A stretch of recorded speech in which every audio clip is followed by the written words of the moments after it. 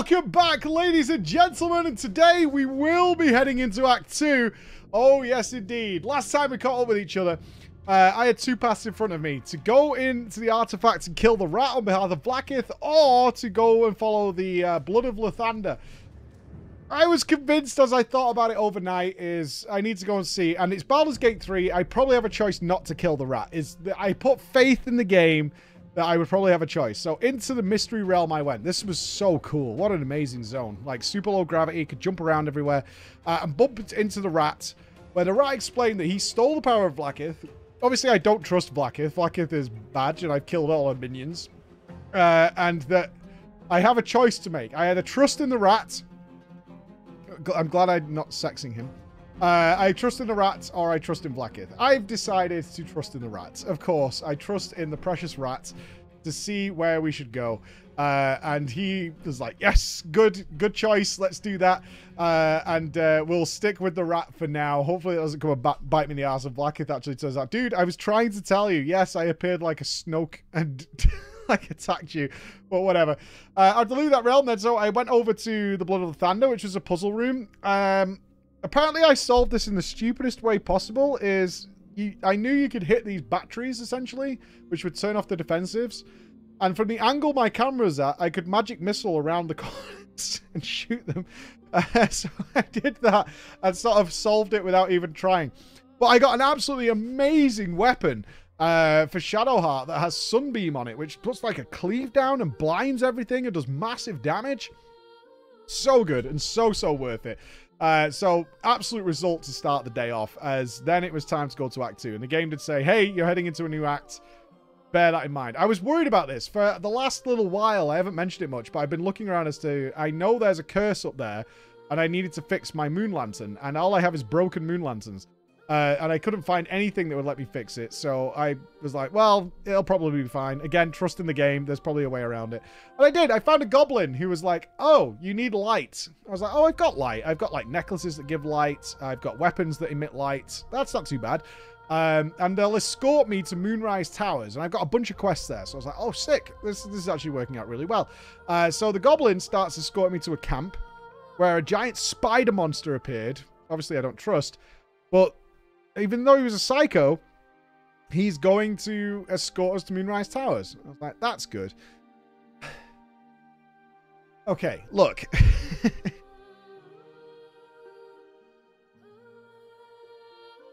We then bumped into a band of thugs, or what I thought were thugs, but kind of are the good guys called the Harpers.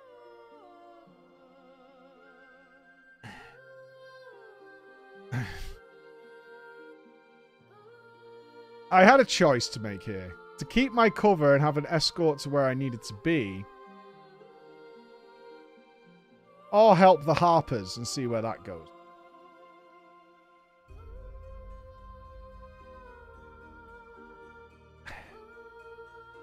I sided with the goblins.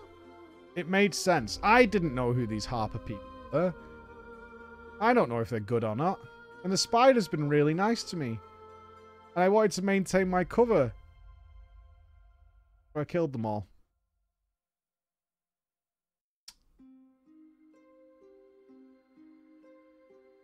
Anyway. They're dead. They're dead.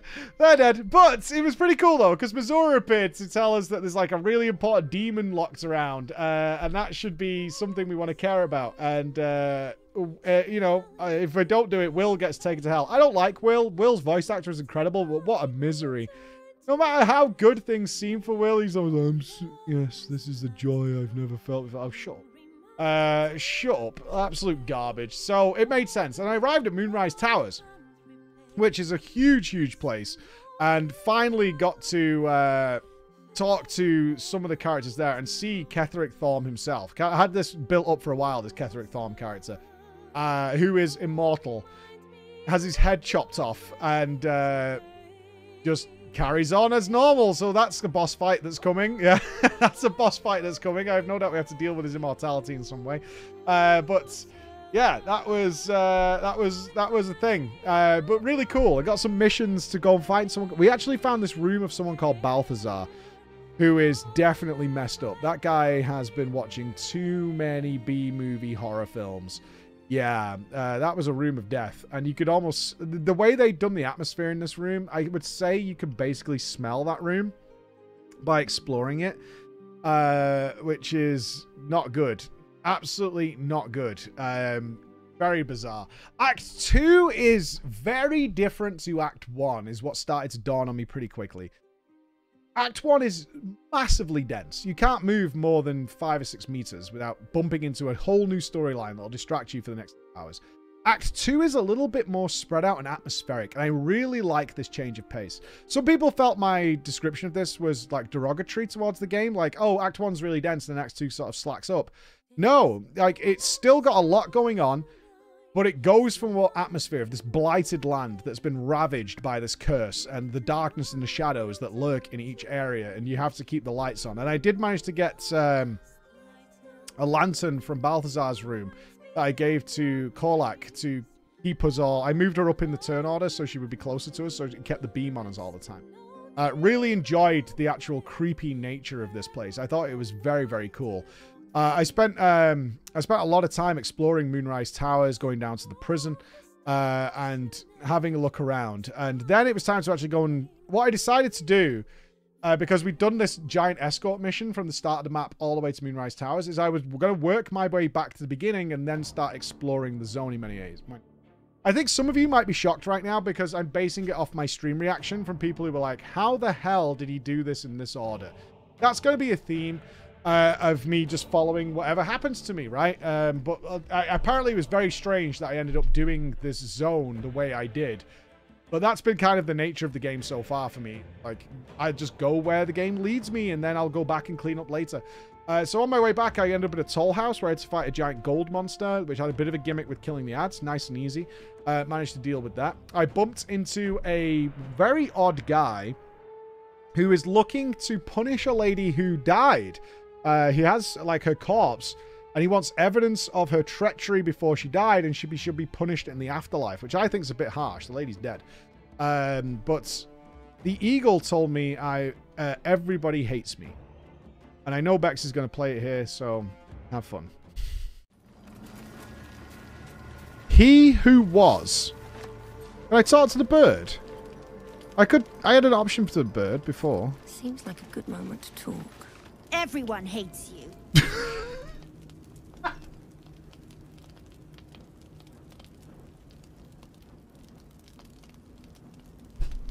Thanks, Raven.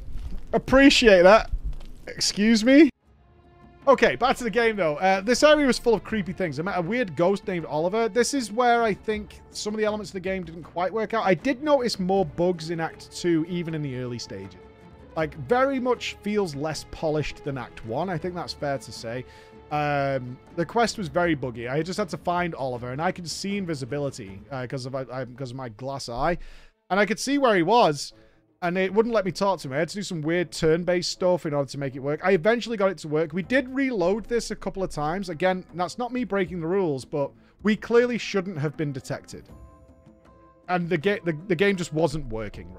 That was the nature of the beast. In that situation, yeah, I'm going to reload. I successfully did this. I know we did. And it just didn't work. So whatever it is. It was the way it went. You know what I mean? It was just the nature of the beast. So we had to do that. Eventually, though, I did find Dalaran. It looked like Dalaran. It was like a town with a huge bubble around it. And decided that it was probably time to go and check what's going on there. Where I met a character called Jaheira. Who was very cool, apparently from the other Baldur's Gate games. I did play, I want to reiterate this at this point, I played Baldur's Gate 1 when I was a kid. I really can't remember much of the game at all. Baldur's Gate 2, we tried to play about 12 months ago, after I played Divinity. I was in love with Divinity. I was like, I want to play Baldur's Gate 2. It's not aged particularly well, so without having the nostalgia factor, it didn't really appeal to me as much, which is a bit of a shame. But met Jaheira and also met Damon from the Grove, who was the person who could fix Karlak's heart. And I had a ton of infernal armor on me, gave it to him, and he's now repaired her heart. But the story's taken another twist. And I really don't like this. Not only am I romancing Karlak and Shadowheart, I'm trying to get a centipede going there. But apparently she's going to die anyway. Now, it's Baldur's Gate 3, so I hope there's a way of saving her in some way, but it's generally considered that it's going to be a bad scenario. Okay, so that's... I then started to explore Last Light, right? I wanted to know various things, and I just reached Last Light, so there's a lot of people there to talk to. Met Damon, was really cool. And then I got told about a priestess upstairs who might be able to help us out with the curse, which was really cool. And I met someone called Isabel.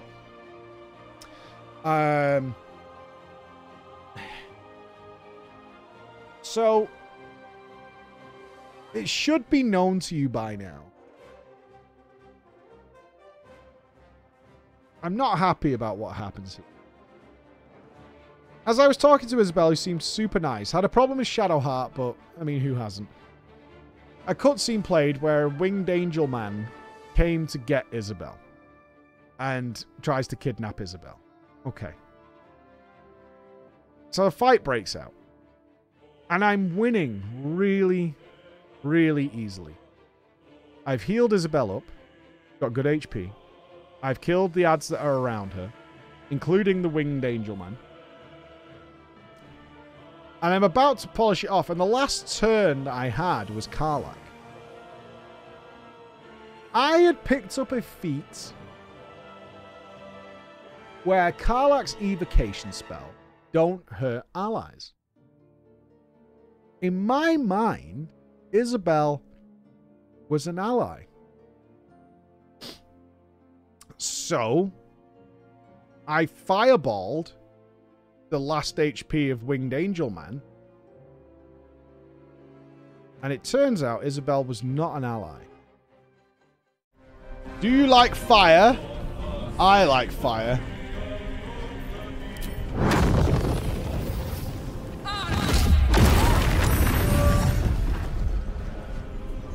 Oh. Right. Not only that, but it did the highest dice roll it could possibly do onto Isabel and clapped her. And I failed the event. Got kidnapped. It turns out that Isabel was providing the protection for the town. And with Isabel gone, the town had no protection. And so I had to kill everyone in the town. Everybody, including Damon, who I really liked. I killed the women, the children. I killed them all.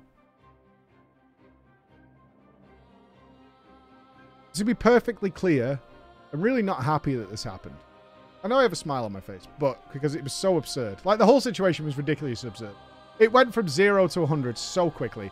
Jaheira lived and helps fight against the people of the town who are now infected by the curse. But yeah. I've now found out that I apparently killed nearly every quest giver in the zone.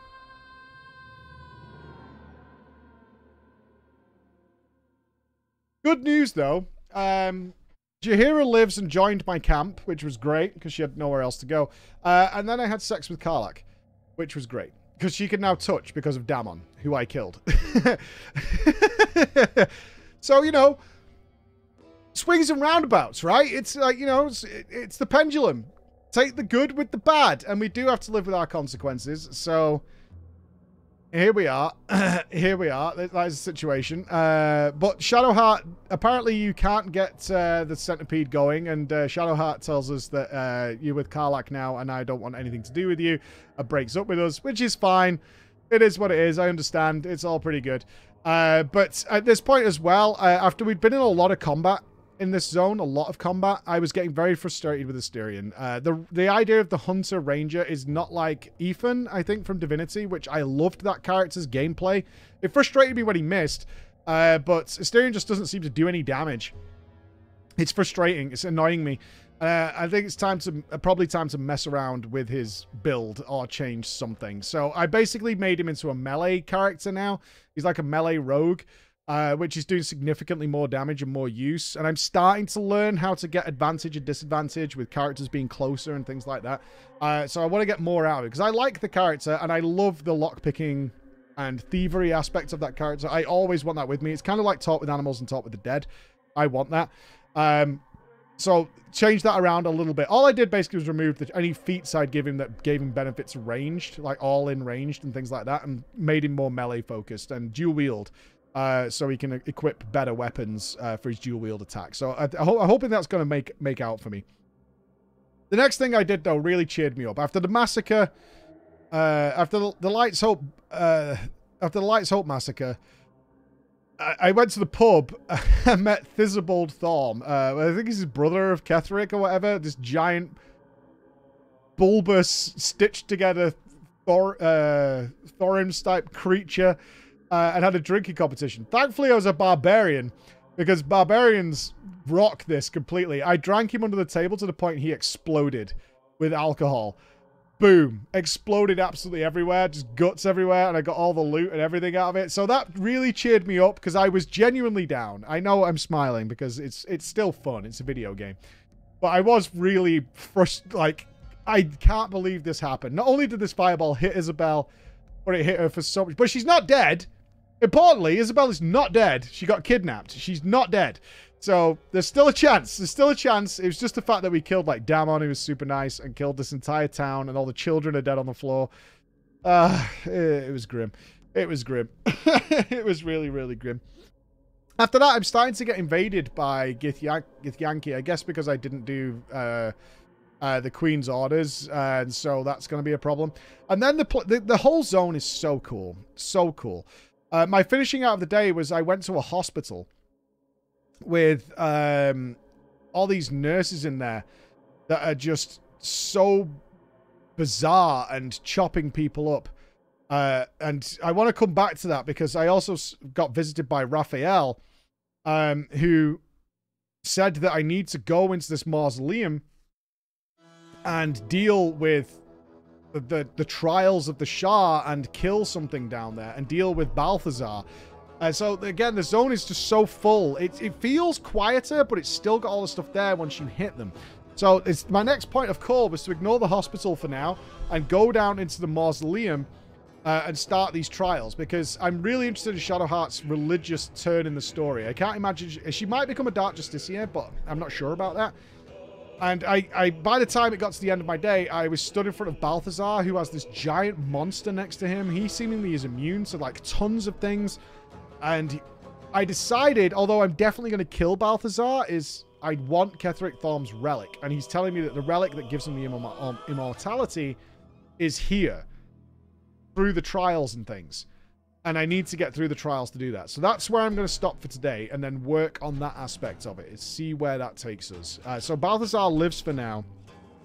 But the big story of the day, of course, is the Massacre of Lights Hope. The story will take me in a different direction than probably many of you did. And I'll be along for the ride to show you where it goes. So, ballers, stay with me. It's going to be fine. All right? Bye, everybody.